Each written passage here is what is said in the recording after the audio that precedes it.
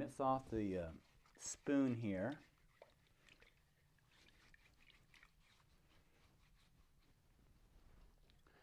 Put that down. We have a surfeit of mixing bowls today. Surfeit meaning I get to wash all of these once it's done. Unlike Julia Child, I don't have a staff here. I always admired her for making a mess, but then she just made a mess and walked away. I'm not sour about this. Not at all. Not at all.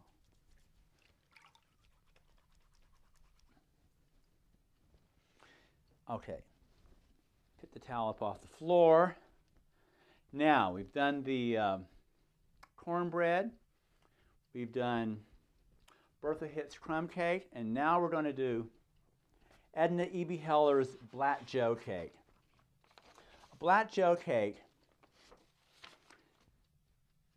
is a cake that is not common anymore, even among the Pennsylvania Dutch. It's a combination of cocoa and brown sugar. An interesting combination. You don't see the two of them mixed like this very often, and perhaps that's why it's no longer popular. I don't know where the name comes from.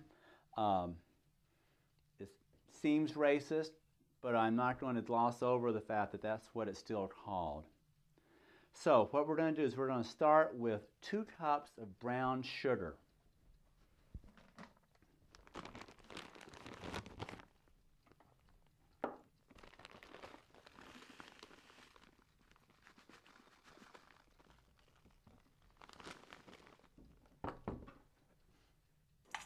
There's one. I'll get that out of the way.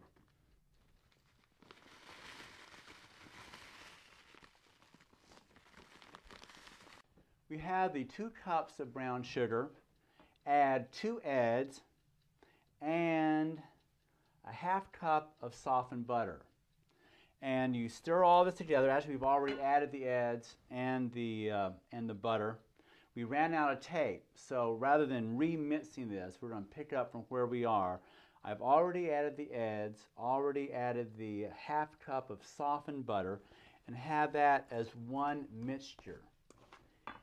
In a separate bowl, I put 2 cups of pastry flour and 4 tablespoons of cocoa. If you can find a cocoa with a high butter fat content, I prefer that as opposed to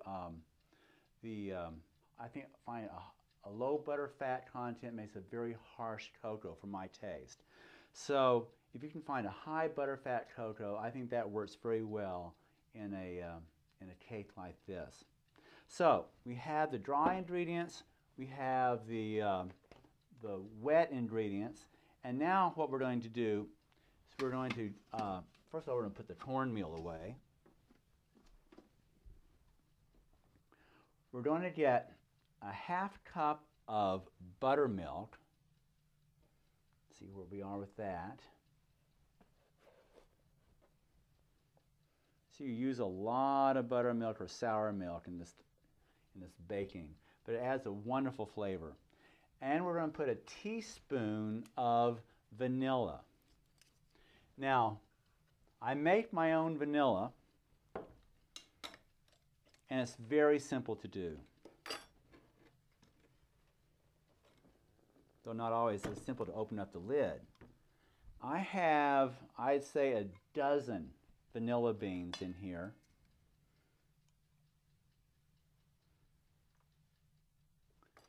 You buy a bottle of the cheapest vodka you can find. Pour the vodka over the vanilla beans, put it into a shelf, and forget about it for 6 months. Don't touch it.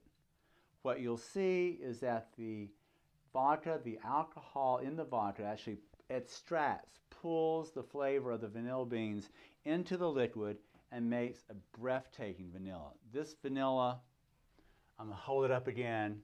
The smell is, even without tasting it, the smell is absolutely amazing. This makes incredible whipping cream, and you can use it for any type of vanilla extract. Now, we have the vanilla. we have the half cup of sour milk. There.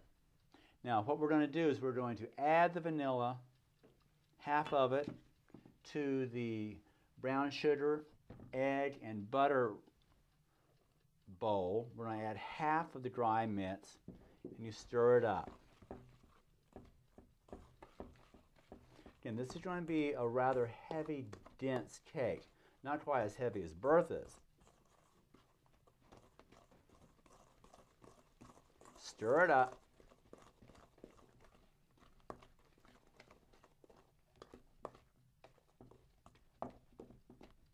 Add the rest of the buttermilk and vanilla. Add the rest of the dry mix.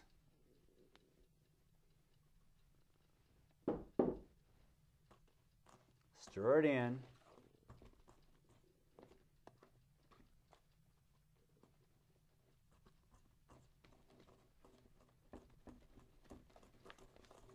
Now, see if I can get some more of this out of here. There we go. There we go. Of course, it has to come on me. It's just not going to be bake day without being covered in flour and cocoa. Remember this morning when I put the boiling water and the soda together? Now is our time to use that. We're going to use half of it. Remember, this is a half cup of soda, a half cup of water, boiling water, and 1.5 teaspoons of soda. We're going to pour that in there. And this is what makes it not as dense as Bertha's, so this will get a more conventional looking cake batter. Now once again, this cake is not iced. You can ice it, but traditionally it was not iced. Again, it was a breakfast cake. It was the type of cake you would take into the fields, the type of cake you can dunk. And dunking is very common around here. Either coffee or milk. There. Now that's the consistency that you think of when you think of a cake batter. Is this liquidy. Now, we're going to prepare another pan. Butter it up. This is a ring pan. And you can actually take off the sides, of course, with a ring pan.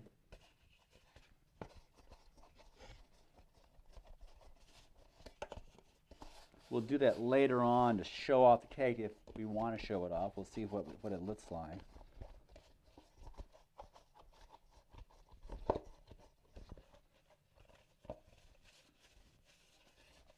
This actually has the fluting on the bottom, which will be on the top once we reverse it, so it should be very pretty.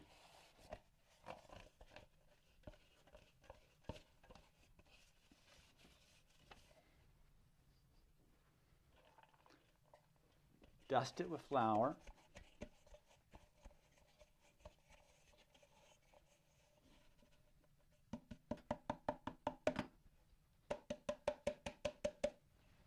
And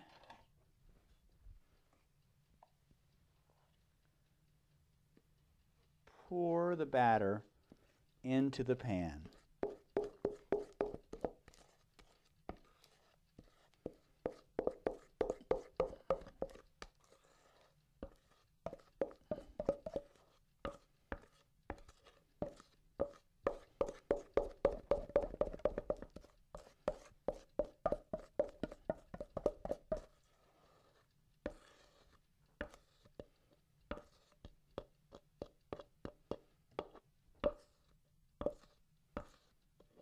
There we go. Smooth it out a little bit. And this is our Black Joe cake.